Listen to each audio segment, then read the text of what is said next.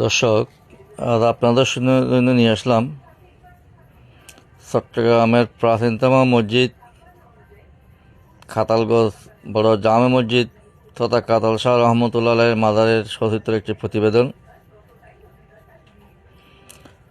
হযরতে কাতাল শাহ রহমতুল্লাহ আলাইহি 12 আউলিয়ার অন্যতম একজন।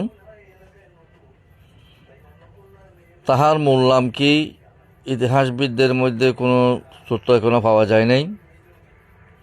তবে সকলের জনশ্রুতি যেটা আছে, তিনি কাতাল মাছের পিঠে করে সমুদ্র পাড়ি দিয়ে চট্টগ্রামে ইসলাম প্রচার করার জন্য এসেছেন।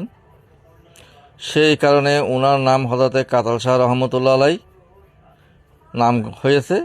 সেই সূত্র ধরে ওনার নাম অনুসারে এখানে কাতালগঞ্জ নাম হয়েছে এবং কাতালগঞ্জ বড় মসজিদ প্রসিদ্ধ। তাহার মাজারের সামনে একটি টিউবওয়েল আছে।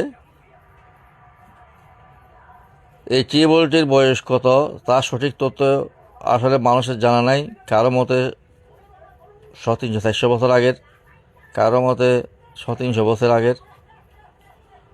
তবে এই টিউবওয়েলটি থেকে বিভিন্ন বাসাবাড়ির জন্য, ব্যবহারের জন্য, রোগের সেবার জন্য পানি নিয়ে থাকেন। পানিগুলো অত্যন্ত সুস্বাদু এবং পরিচ্ছন্ন। আমি যখন ভিডিও ধারণ করতেছিলাম তখনও দেখলাম এক ভদ্রলোক পানি নিচ্ছে।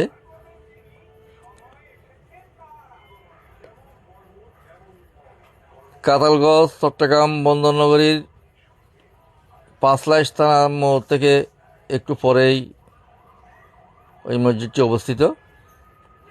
মসজিদটি বাহিরে এবং ভিতরে দারুণ চারুকার্য কাজ করা, দৃষ্টিনন্দন একটি মসজিদ। মসজিদের মুসল্লিরা নামাজ পড়ার সময় যাতে জুতার সচরাচর মসজিদে চুরি হয়, ওইটা না হওয়ার জন্য সবসময় একজন লোক সেখানে দায়িত্বরত থাকে। এটা একটা ভালো উদ্যোগ। তো দর্শক, আজ এখানে শেষ। আগামী ভিডিও দেখার জন্য আমন্ত্রণ রইল।